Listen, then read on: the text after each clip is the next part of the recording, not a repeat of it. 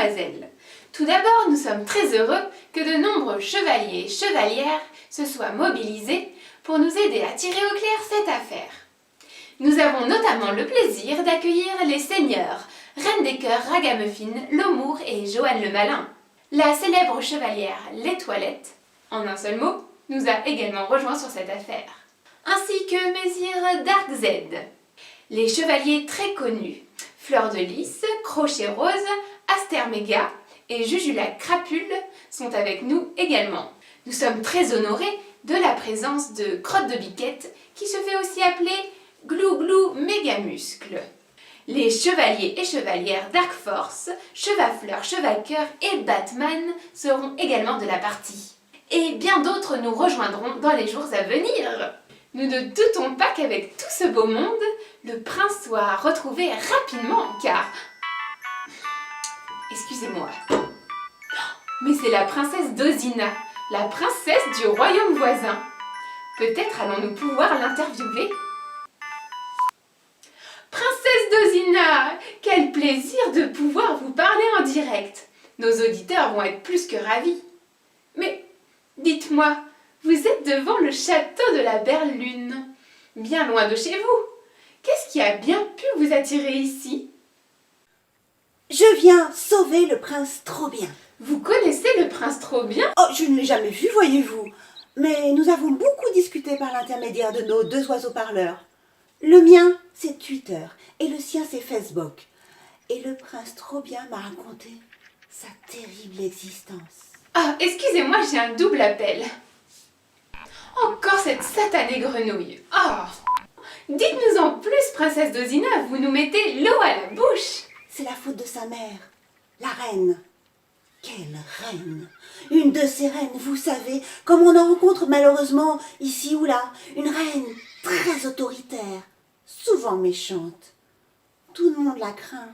Même le roi, son mari, a très peur d'elle et il fait toujours ce qu'elle veut. Le roi et la reine, ce sont les parents de Trop-Bien. La reine est folle de son fils. Elle lui dit toujours: « Mon petit Trop-Bien d'amour, tu ne grandiras jamais et tu resteras toute ta vie avec ta maman. » Au début, il a grandi, mais pas trop, pour faire plaisir à sa maman. Et tout allait bien. Ah, c'était un petit prince très obéissant. Mais un jour, Trop-Bien eut 14 ans. En se réveillant le matin dans son petit lit de prince, il sentit que ses pieds touchaient le bout du lit. Il se redressa et vit que ce n'étaient plus des petits pieds de bébé, mais de grands, beaux pieds de 14 ans qui poussaient très fort les montants du lit. Et il se dit que décidément il était en train de grandir. Et il trouvait ça très rigolo. Il alla voir sa mère, la reine, et lui dit qu'à partir de ce jour, il grandirait et ferait tout comme les adultes, qu'il partirait et se marierait à une princesse comme moi, et deviendrait roi, bien loin de chez lui. La reine est entrée dans une colère terrible. Elle ne voulait pas que son petit Trop-Bien devienne un roi et qu'il se marie à une vilaine princesse. Il partirait. Elle décida de l'enfermer. Elle fit construire une grande tour et tout en haut de la tour plaça la chambre de Trop-Bien. Elle installa un dragon très méchant en bas de la tour pour le surveiller, une intendante antipathique pour s'occuper de lui et un garde. Voilà une histoire passionnante. Oh, excusez-moi, encore cette grenouille. Donc, nous disions, un pauvre jeune homme enfermé dans une tour par sa mère. Mais comment avez-vous fait pour le contacter alors? Mon pauvre Trop-Bien fut obligé de vivre dans sa chambre. Il s'ennuyait. Heureusement, le garde était très gentil et essayait de le distraire. Il jouait avec lui aux échecs, aux charades, mais en cachette. Un jour, il lui offrit un bel oiseau parleur qui répondait au nom de Fazbok. Chaque matin, Trop-Bien lui ouvrait la fenêtre. L'oiseau parcourait le monde. Chaque soir, l'oiseau revenait et passait la nuit à raconter à Trop-Bien tout ce qu'il avait vu. Ces oiseaux sont merveilleux. Combien de personnes ont-ils sauvé de la solitude? Un jour, Fazbok a rencontré mon tuteur. Et voilà! Si je comprends bien, cette histoire vous a révolté. C'est pour ça que vous êtes ici. Vous avez décidé de délivrer le prince trop bien. Oui, le temps d'aller chercher ma dragonne volante et je suis partie. J'ai envoyé les oiseaux en avant pour porter le message au prince. Je pense qu'il m'attend. Eh bien, princesse, nous avons une mauvaise nouvelle à vous annoncer.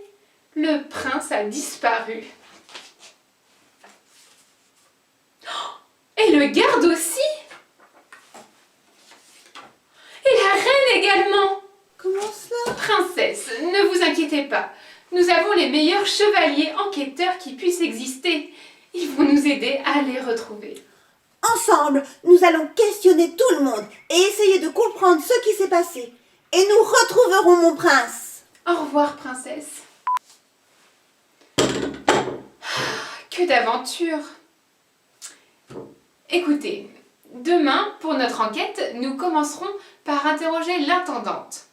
Elle pourra ainsi nous donner les plans du château et nous expliquer qui y loge et qui nous pourrons ensuite interroger. Pour aujourd'hui, vous aurez 2 missions.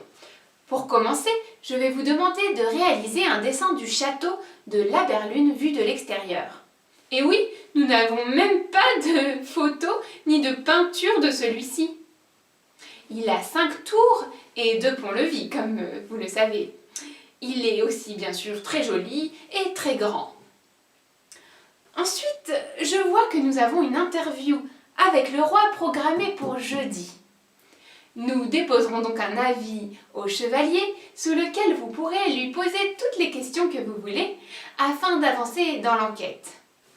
Retrouvez-moi demain pour la suite de l'aventure au royaume de Laberlune.